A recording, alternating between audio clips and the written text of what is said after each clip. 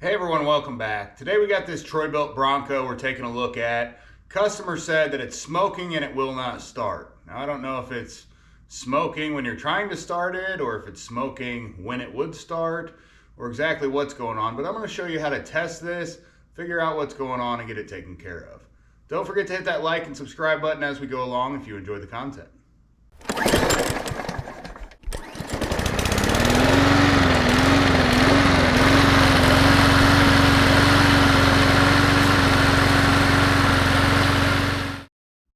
So this thing looks generally like it's seen some better days. I've got the parking brake locked in. I've got the PTO off over here. Blades are disengaged. And I go to turn the key and I get absolutely nothing. No sounds, no nothing at all. First thing I always like to do, check the battery, of course, figure out exactly what kind of voltage it is. I'll grab a meter and also check the fuse. There's a fuse right up under here. I'll get a little bit better picture for us. No sounds whatsoever on it, so that could be indicative of quite a few things. Could mean that your battery is dead. Could mean that the battery has bad connections at the battery itself or at the ground, which I'll show you down below when we check this fuse here in a second. Let's see what the battery reads first.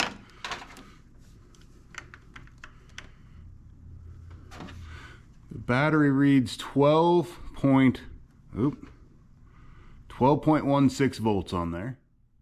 So that's a battery that's good enough to start it, and it's over 12. Most good batteries you'll get up around 13 or even more than 13. Let's next check the ground wire. That's just where the negative attaches to the frame at, and then also the fuse. The battery is straight up top here. We're going to go directly below and we'll check this ground wire first. This is where the negative or black wire off the battery comes back and it attaches to the frame. It is tight and it's free of corrosion. If it's not tight or is all corroded, you'll get either clicking out of the battery or clicking when you try to start it. Otherwise, sometimes you can get no sound whatsoever. Sometimes you'll get a single click. Really just depends, but make sure that's tight. Then there's a fuse. The fuse sits right behind here. So there's a little tab. If you pinch this tab in, you can push it through the frame. You just got to pinch the two little tabs and push it straight through. This one's kind of tight. It's got the battery wire cable right in the way. Normally they're a little bit easier to get out of there. So I'm just pushing it straight through, up and out. Yeah, this one's all taped up around to the edge. But there's our fuse. So that's the next thing we can test. Pull it out, well, pulled it out of there and yeah, it almost looks melted. Could this have been where the smoking was coming from? You know, I'm missing one tab. It's still in there, so I'm gonna have to pull that out. Obviously, definitely bad. Did that just happen when I pulled it out? Or was it like that? Not really sure. Grab my needle nose and just pull this piece out. There's the rest of it.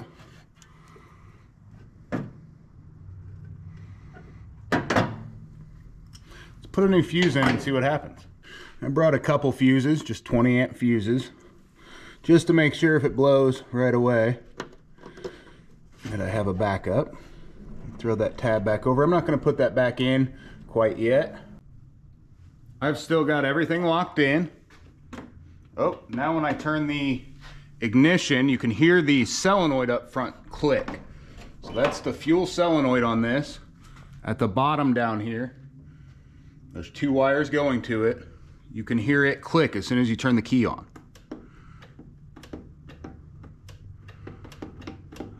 Turn it back and forth just so you can hear it. Before I start this, I'm going to check the oil real quick. Looks like I've got a decent amount of oil in it, so that's good. Yeah, so it's filled all the way up. If not, maybe just a tiny bit over. No big deal. Let's fire this up and see exactly what happens once we start it. Does it smoke then, or was the smoke actually coming from the back from that fuse when he was trying to start it? Well, I don't get anything when I turn the key. You can hear the solenoid back there. You're hearing a click from the back, and that's the solenoid clicking. What that means is that either that solenoid is bad or the starter's bad in almost every case. Sometimes you won't be getting quite enough voltage to the solenoid, and it could be a bad safety switch, but that's a lot more rare with hearing that solenoid click. Let's figure out exactly what is happening when we're doing this. First thing I'm going to do is I'm just going to work from the starter this way. So I'm going to take the positive off of the starter, and I'm going to turn that key and see if I'm actually getting voltage to the starter. If I am, then we know that the starter's bad. If I'm not, we know it's either a safety switch or a solenoid issue. A bad ground wire will also cause something like this. So make sure that those connections are tight, both at the battery and where it connects to the frame, and also the positive's tight. You know, if it's a bad connection on the positive side, same thing. We're just going to work our way. We're going to test the voltage at the solenoid, and then we're going to work our way either through the safety switches or to the starter to figure out exactly what's going on. To test our safety switches and our solenoid, we're going to take the safety bar off. You just kind of push it here to the left and it comes out of the clip, and the whole thing comes out. Sometimes you can just pick these batteries up and move them out of the way. Other times you've got to actually disconnect everything. So it is not the safest thing in the world to do either. I am just used to doing it. So if you touch this positive to anything at this point, it's going to cause an issue. I'm resting it because this one has this nice bracket on the back. I'm just resting it right on here. There is a little bit of tension on that positive. Now, if this positive is pierced by this metal, you're going to get some arcing and sparking, and it could cause a fire. It could cause major damage. Be careful if you're doing anything like this. I'm going to flip it actually just around the other way so there's not as much tension on there. Now it's not like that. Most of you aren't going to have this bracket on the back though to work with, but this is the best way to test it if you can keep the battery hooked up. I'm going to take just the brackets out and turn them sideways. They just pop straight out of the notches.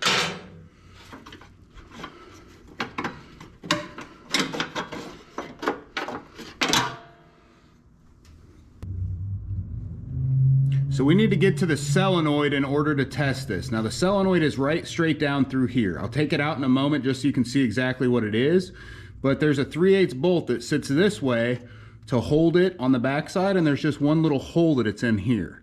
Now before we take that out, we will want to remove the battery terminals. You don't want to spark your positive back against the frame, and it's kind of hard not to at that point. But right now I'm going to show you how to test this without removing it. We'll pull the two small wires off of the coil here first. Now basically this coil sits in here and it's sitting kind of like such. This is a little bit different design, but you've got a positive here, and then this one goes up to your starter. What happens is 12 volts energizes between these two. 12 volts comes on one line, the other one actually goes back to the ground. But the 12 volts is coming through your ignition switch, and it's going through your safety switches to make sure that you should be getting voltage to start it. So if we pull these two smaller wires off and we test between the two and we get 12 volts, or basically right at our battery voltage, we know that the starter switch is good. The ignition switch is good. And we know that the safety switches are fully engaged. That would mean that either this solenoid is bad itself or the starter's bad. It sounds like it's clicking, so I assume we have 12 volts to these. I assume either the solenoid or the starter is bad, but you can't tell for sure with an instance like this. Again, it could be a bad wire somewhere, bad ground, or a bad connection. Otherwise, it's going to be one of those two things. Anyway, let's finish taking those off. We've got an orange one here, and then on the back side, it's really hard to see to get down in there. Looks like the green, which is our ground. Either way, we'll test between these two real quick.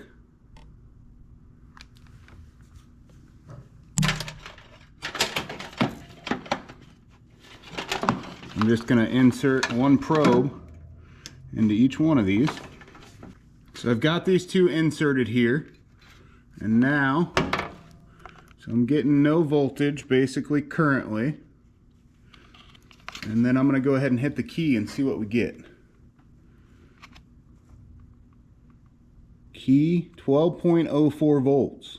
This means we're getting full voltage to the solenoid when we turn the key. So that's telling us that, again, all of our safety switches are good and our ignition switch is good, because there's nothing otherwise. Got no voltage, and then as soon as you turn the key on, you get 12.05 volts. That solenoid should be sending voltage through to the starter if the solenoid's working good. I'll show you how to test the starter here shortly, but right now I'm going to pull that solenoid out just to kind of show you what it is. So again, there's one bolt that's holding it in. That's this bolt right here. That goes through the solenoid to hold it in place. If you remove that, it'll just kind of tip forward, and then this other little tab, as you bring the left side forward, the right side tab will just come out. Going to go ahead and again remove this negative battery cable. As long as your negative is not hooked up, the connection's not made, and nothing's going to arc and spark. You can remove both of them or just the positive. I usually prefer just removing the negative. As long as that doesn't touch the battery cable now, even if you touch your positive back to ground, nothing happens. Nothing happens because the connection is not complete. There's nowhere for that voltage to go. It can't go back to the other side of the battery. I've got a 3/8 here with some extensions. I'm just going to run it straight through and undo that bolt.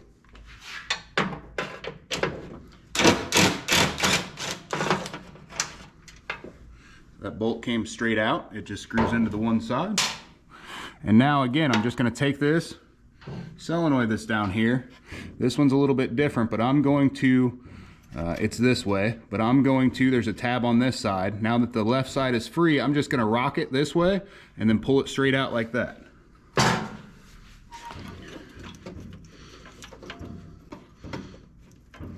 See where the issue lies is if you still have your positive hooked up, you're hitting it right now.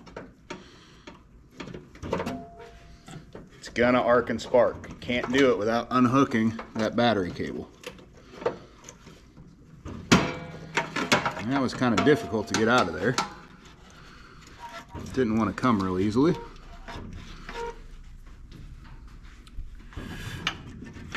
So now we can clearly see the solenoid as it is. So you've got your positive coming to here, got your other one going to the starter, and you've got your two wires that we just tested and confirmed that we're getting voltage. So if we were to need to replace this, at this point, we would go ahead and just unscrew these two wires, screw it onto the new one, plug our two wires into the new one, and put it all back together. Let's see if that's what we need to do, or if there's another issue. Now that I've got it out and kind of hanging here, I'm going to plug these back in.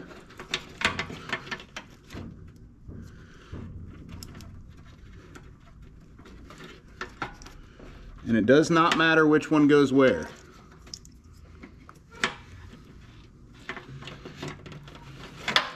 Now it might be kind of hard for you guys to see there. Alright, I've got my wires plugged back in. Normally I wouldn't even take this out. The only reason I took it out is to kind of show you that.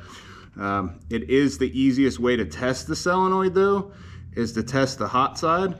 So now that we've got everything free, let me just hook this battery cable back up for a split second.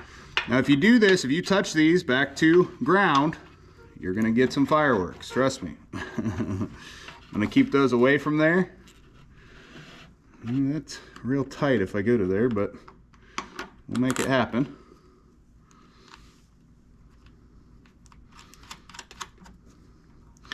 And what I'll do, I'll tighten this ground down real quick.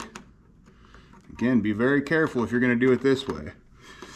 Otherwise, you can test it up front at the starter itself. I'll show you how to do that momentarily.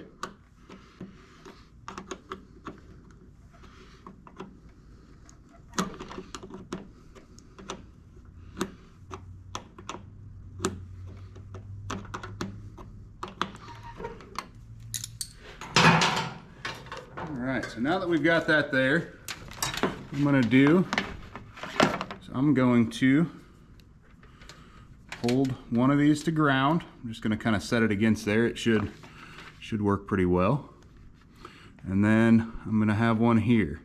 Now I can do clips. I've got clips over there. I just don't want to go grab them right now. But I've essentially got one on the auxiliary side of the solenoid, which goes straight to the starter. And then I've got one back to my ground. Now when I turn this key, oop, my negative came off over here.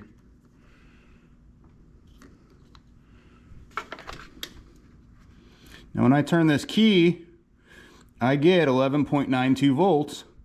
That's on the wire that goes to the starter. That tells me the solenoid's good. The solenoid was getting voltage and it is sending voltage to the starter, but either that voltage is not making it to the starter or the starter itself is bad. We'll go further here.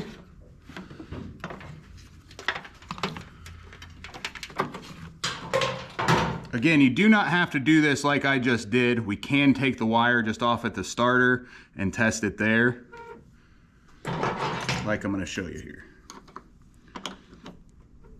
If you're doing it like this, make sure, again, you don't touch that positive back to ground. It's dangerous.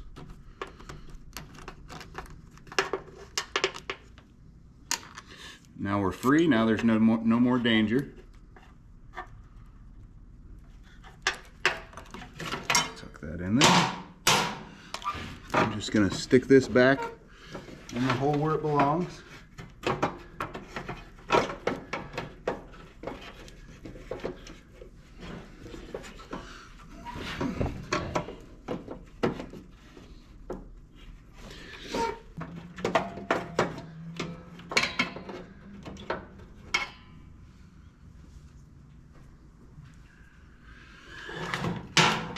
I'm going to take this bolt here. So basically I'm going to hold this flush against and line the bolt up through the back.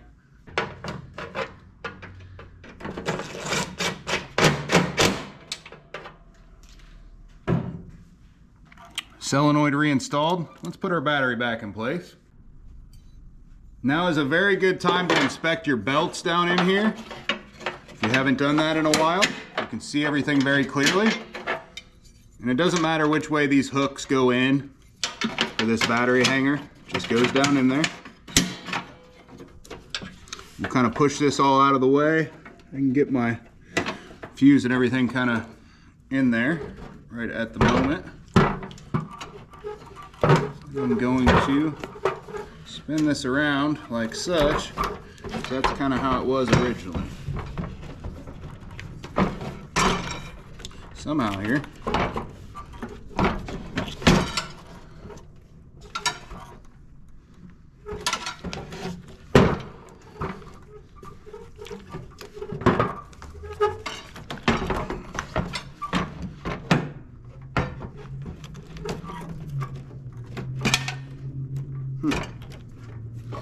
not wanting to go back in the way I took it out.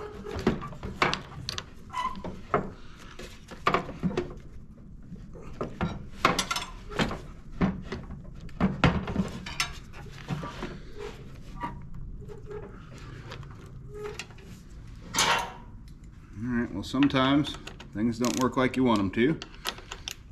Take this off. Take the hard way out, I suppose.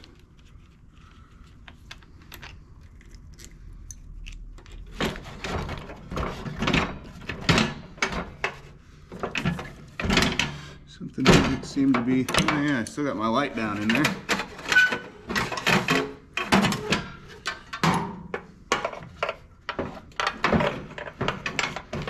For some reason my hanger's not hanging exactly as it should.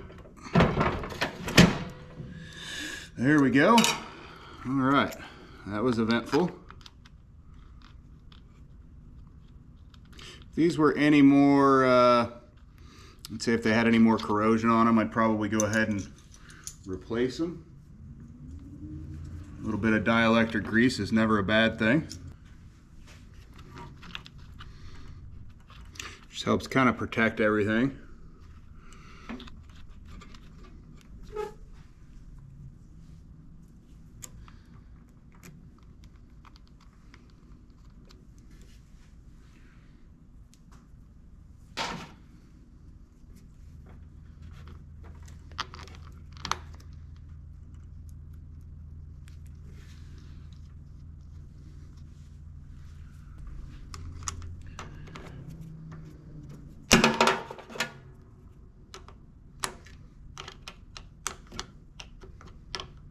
Now when you do these, everyone's probably thinking, oh no, he's doing the negative first. When you do these, you really want to do them one at a time. You'll do your positive first and your negative last. Same thing if you are removing the cables. You'll always want to remove the negative first and then the positive. And the only reason for that is, right now if I hit back to ground with either of these, I'm safe. But if I go to tighten this and I touch metal while I'm touching that, it's not going to be safe for me. It's dangerous. So that's why they say to do it that way. Just the safer alternative. I am safe when I do these things all the time.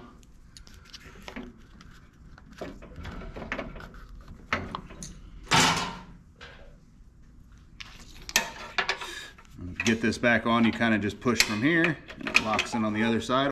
This is a Kohler 5400 series engine. It's the KS590-3011.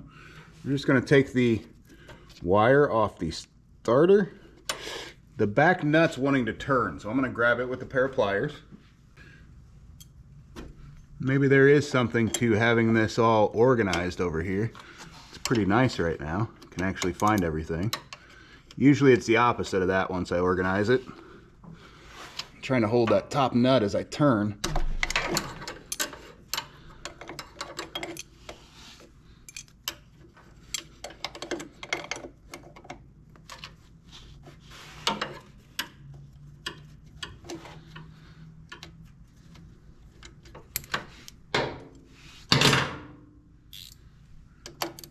Tighten that back up now.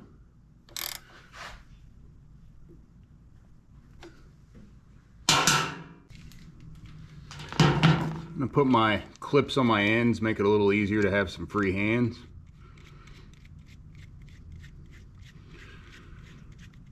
People always ask when I'm doing these testing, well, which wire needs to go where? It really doesn't matter. It's going to show either positive or negative if you're getting voltage there. So if you've got the positive on the positive and the negative on the ground, you clip it anywhere to the engine or the frame, it's going to show you positive voltage. But if you've got it backwards of that, it'll still show negative voltage when you're testing.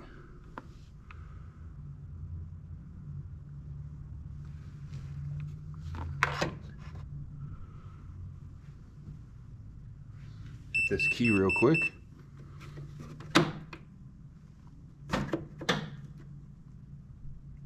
I'm getting 11.93 volts.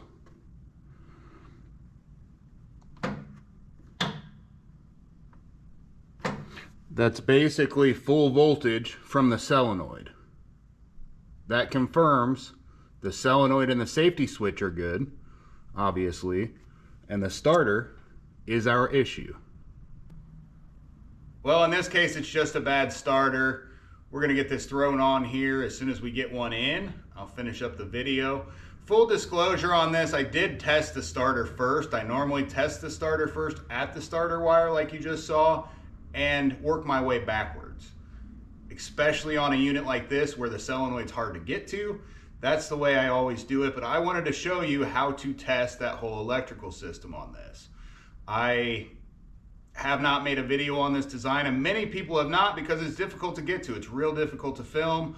Hopefully I did an okay job of that, and this helps some people out. If they're having an issue with their Troy Bilt Bronco or any other MTD with this design, with having one of these issues.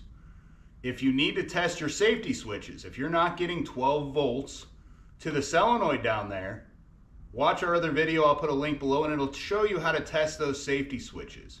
There's basically one in the back up underneath that right-hand corner for your PTO switch, and you've got one for your brake switch. Those are the only two safeties on this that are gonna keep this thing from starting. Even if you're not sitting on the seat, this thing will turn over, which does not control whether this thing tries to start or not. So if both of those safety switches test good, you're probably looking at an issue with things we've already talked about, with bad connections, otherwise your ignition switch or bad wiring. We see a lot of mouse issues around here, Central Illinois, but let's get this thing finished up here tomorrow when this thing comes in. We have the starter in. There's usually a couple little tabs here that hold this air cleaner cover on. This guy had a piece of Gorilla Tape on it. Not a huge deal there, but the air filter doesn't feel like it's being held in real well, and it's actually a Briggs & Stratton as opposed to a Kohler. Although these fit, they don't seal towards the intake real well on here. So don't use that instead. Just got a few 8mm bolts holding the cover on.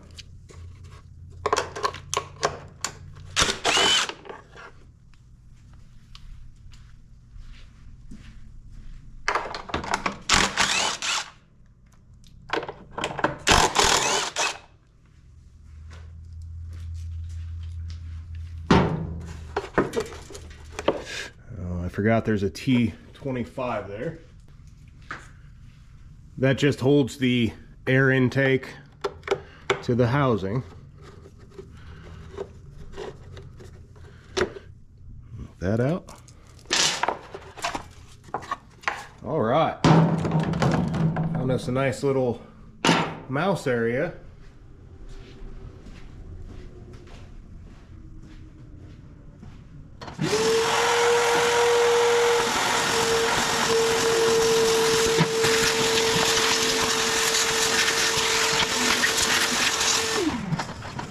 Use the blower to get anything left out.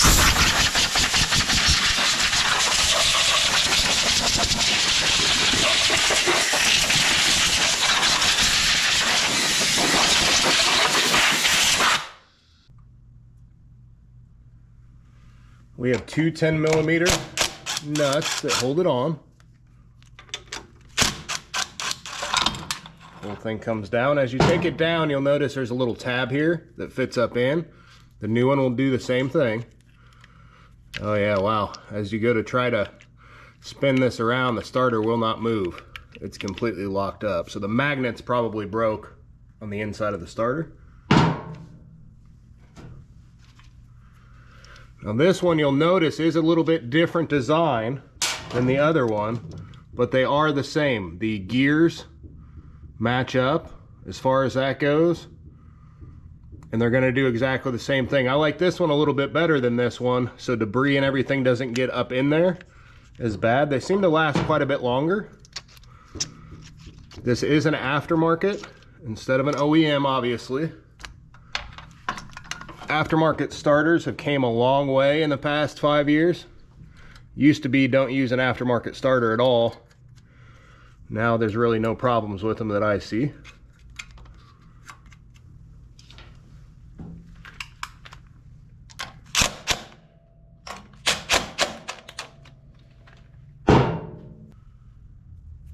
Put our bottom wire coming from the solenoid on.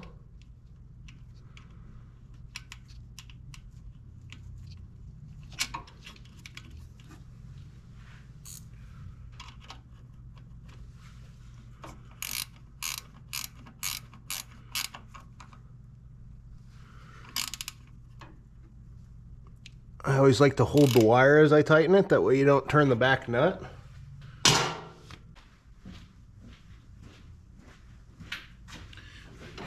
Parking brake locked down.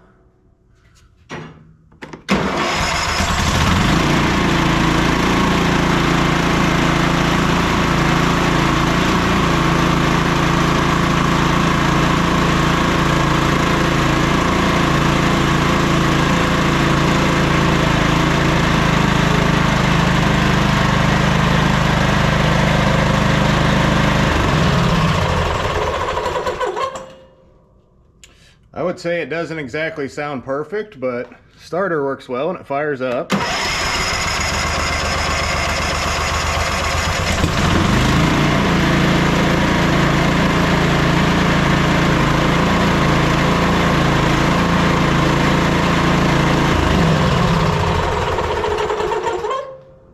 Sounds a little strange. Oh, you know what that is? That's actually the belt at the bottom. It's real tight against that pulley. It's actually hot down here. Yeah. Sat there for a long time without being used. That's what the noise is we're hearing. See if I can't rotate that a little bit on this pulley.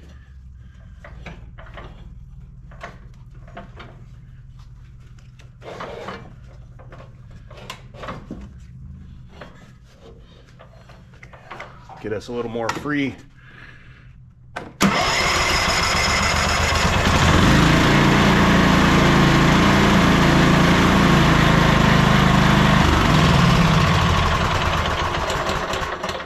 Sure sounds a lot better without that rubbing down below. Everything here is good. We'll throw the top back on real quick, and then I'll show you how to test the safety switches should you have had an issue with the safety switches prior. Just get it straight back down on. Got our one plastic screw that goes at the back side.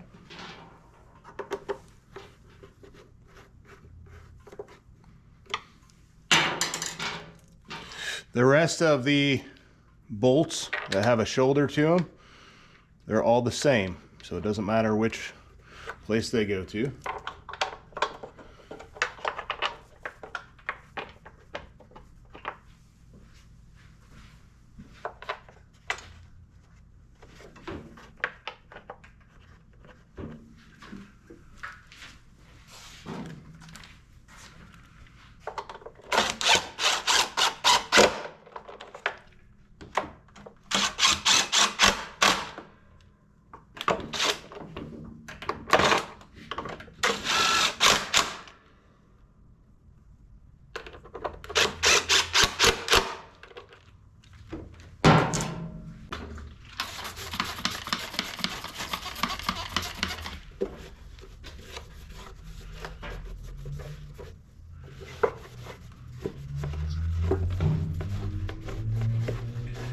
We weren't supposed to be doing anything else to this, but I can't in good conscience put that same air filter back on.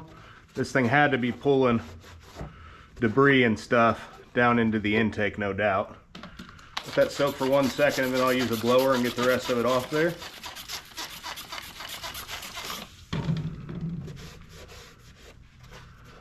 We do always power wash afterwards, just want to mention that. Some people say we should before, but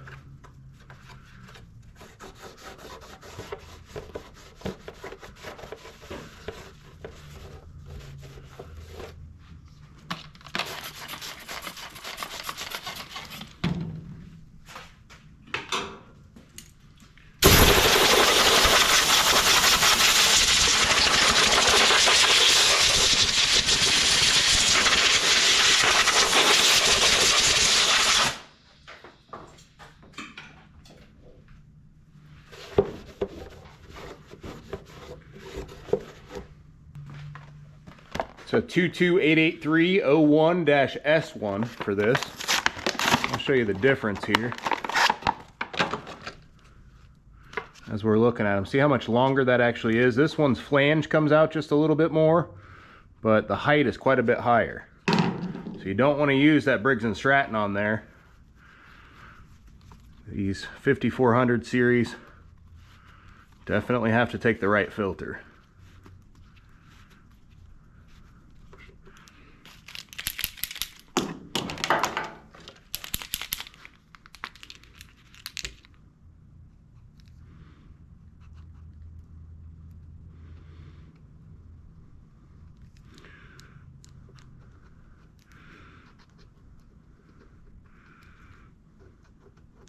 Looks like I'm gonna need a new marker.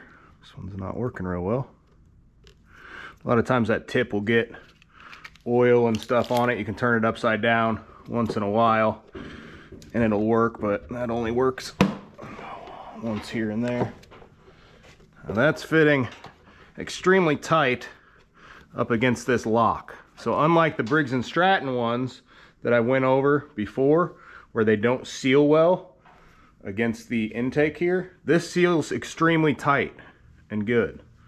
That's all set. I'm gonna see if he wants, we'll get that all cleaned off too, but I'm gonna see if he wants some tabs to hold that in place, or if he's happy with his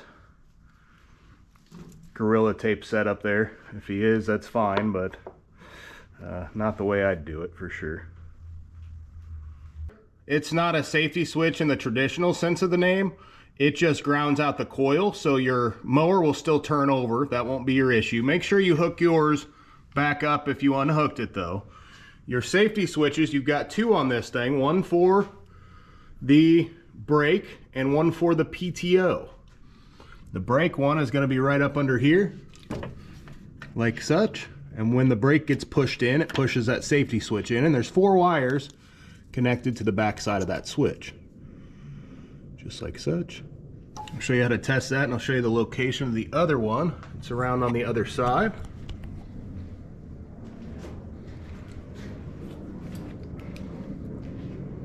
So this one sits right in here. So the switch is actually just like such, sitting in there. And then when you let off the PTO, it is pushed. So when your PTO is back, it comes down and it pushes that button in on the top side. So to access that one, you do need to be in that battery access area where we just were. And again, when it's back like this, that's when it's pushed.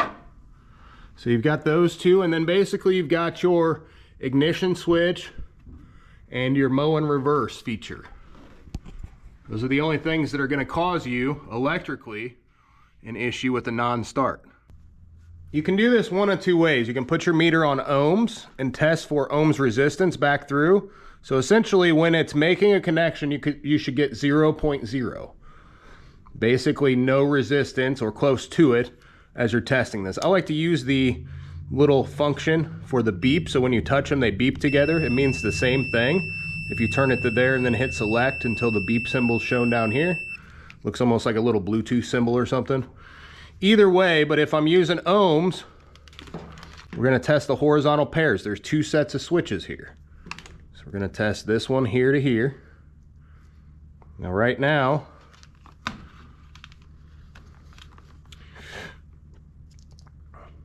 this one's saying 0.414 ohms.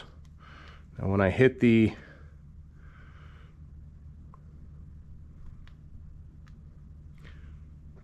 okay, I don't know why it was showing 0.414.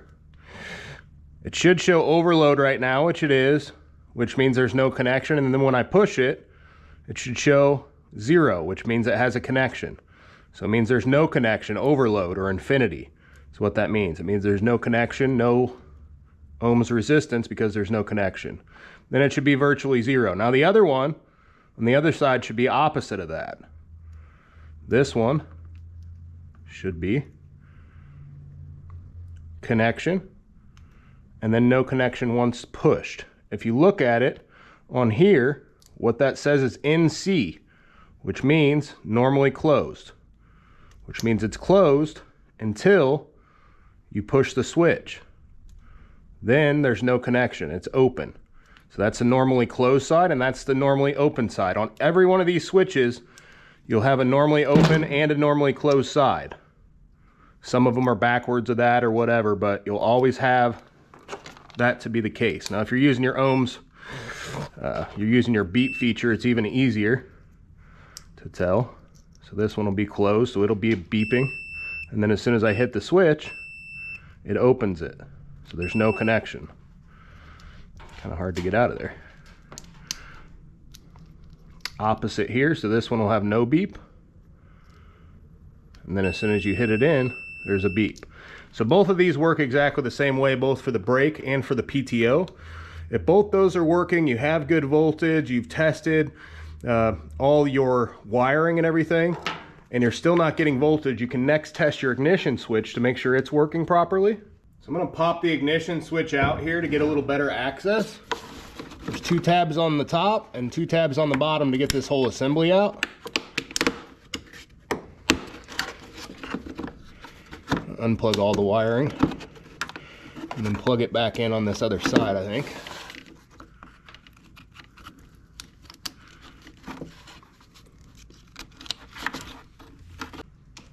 On this, we're going to be testing for voltage. So I'm putting my clip on and I'm just clipping that to the engine where I had it clipped before. And then I'm going to go back to volts DC. So volt with the line and the 3 dots like we used last time.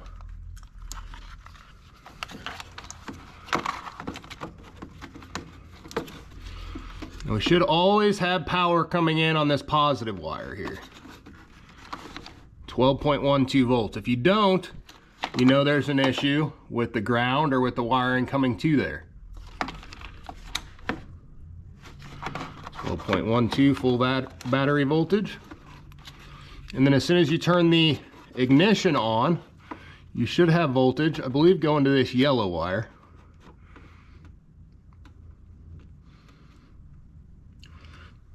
.72. It's a little lower than I was thinking, but... And what that's doing is that's sending voltage through to your solenoid up front. So it's probably got a little draw against it. As soon as I turn it off, that voltage disappears. You know your ignition switch is working good. At that point, you're getting voltage through. When you turn it all the way to the start position, you should be getting voltage. I'll take this battery positive off here to show you where you're getting voltage to.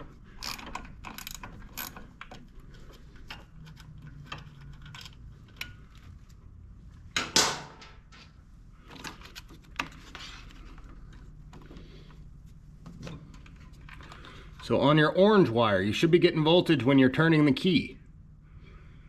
If you're getting voltage when you're turning the key there, and for some reason you're not getting it at the solenoid, you know you have a bad wire. That's sending voltage right there, that orange wire, when you have it turned to start, that's sending it to your solenoid.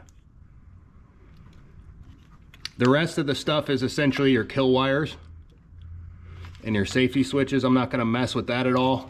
I'm honestly not 100% sure with this board exactly how that all works for testing here. But if you're not getting that voltage through and everything tests good, you can bet it's gonna be your board. Well, there we have it, everybody. Wasn't such a bad repair. If we would have went with the starter test first, we would have noticed that very quickly and not had to go through the rest. But I wanted to show you all, because there not being any information or good information on this model out there, exactly how to go through the entire system and what to look for to get your Troy Bilt Bronco or any other MTD made riding mower like this back into action. Thanks for watching. Don't forget to hit that like and subscribe button if you enjoyed the content.